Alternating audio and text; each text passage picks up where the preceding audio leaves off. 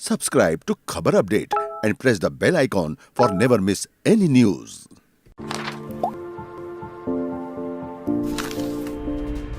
News channel आज तक और रिपब्लिक भारत, इन दोनों ही चैनल्स में एक ही मुद्दा छाया हुआ है और वो है सुशांत सिंह राजपूत केस। जहां एक तरफ आज भारत के editor in chief Arnab Goswami ने ठंडे पड़े सुशांत केस को फिर से सुर्खियों में ला दिया और सीबीआई जांच तक पहुंचा दिया, वहीं आज तक ने इस केस की आरोपी रिया चक्रवर्ती का इंटरव्यू लेकर जबरदस्त सुर्खियां बटोरी। लेकिन टीआरपी की इस दौड़ में जीत हुई आर भारत की। कई महीनों से नंबर 1 पर काबिज आज तक दूसरे नंबर पे आ गया। आज तक वही चैनल है जो साल के 52 हफ्तों में कुल मिलाकर 12 हफ्ते भी दूसरे चैनलों को नंबर 1 आने का मौका नहीं देता। वही चैनल बार्क की 32वें और 33वें हफ्ते की रेटिंग में रिपब्लिक भारत से पिछड़ गया और आर भारत बन गया देश का नंबर 1 हिंदी न्यूज चैनल। ये और बात है कि बुद्धिजीवी टीआरपी की इस दौड़ को अंधी दौड़ बताते रहे हैं, जहां मुद्दे गायब है और आक्रामकता चरम पर।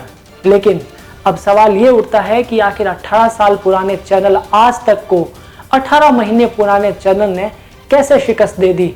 तो इसका जवाब है अर्नब गोस्वामी। आखिर कौन है अर्नब गोस्वामी? आइए इस रिपोर्ट में हम आपको उनके अर्श से फर्श तक की पूरी कहानी बताते हैं। अर्नब गोस्वामी का जन्म असम के गुवाहाटी शहर में 7 मार्च 1973 में हुआ। वो एक प्रख्यात विधिवेता असमिया परिवार से हैं।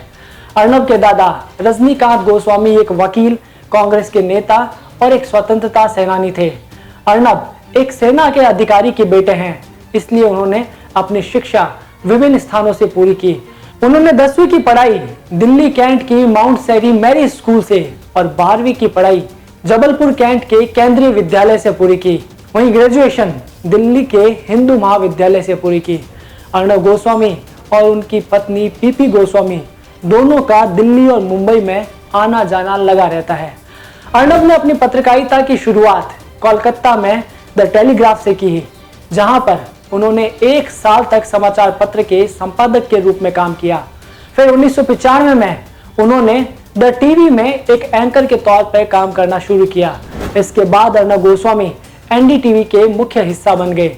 एनडीटीवी उनके उभरने की पहली सीढ़ी बना, जहां पर उन्होंने 1998 से 2003 के बीच न्यूज आवर शो किया। फिर एनडीटीवी में उन्हें वरिष्ठ संपादक बनाया गया और साल 2006 में टाइम्स नाउ में जाने से पहले वो इसी पद पर काम करते रहे।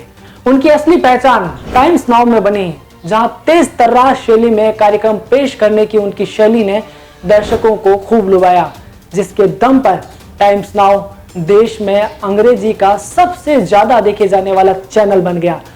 गोस्वामी के इस करिश्मे ने चैनल की कमाई को बढ़ाने में अहम योगदान दिया।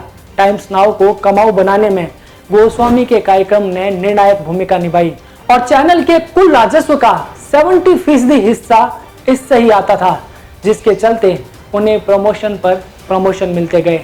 साल 2004 में उन्हें बेस्ट न्यूज एंकर के लिए सम्मानित किया गया। 26/11 के मुंबई आतंकी हमलों में भी उन्होंने 65 घंटों की रिपोर्टिंग की। इस तरह अर्नब दूसरे पत्रकारों से अलग अपनी अलग छवि बना चुके थे। इसके बाद उनका show frankly speaking with Arnab तो इतना पॉपुलर हुआ कि प्रधानमंत्री नरेंद्र मोदी से लेकर बेनजीर भुट्टो तक देश दुनिया की हर बड़ी हस्ती ने उसमें शिरकत की। और इस तरह 2 फरवरी 2019 में उन्होंने आर भारत की लॉन्चिंग की और 18 महीनों के अंतराल में आर भारत को न्यूज चैनलों का सिरमौर बना दिया। उनका शो पूछता है भारत सबसे ज्यादा देखे जाने वाला शो है। आपको उनकी कहानी कैसे लगी हमें कमेंट करके जरूर बताएं। टीम खबर अपडेट।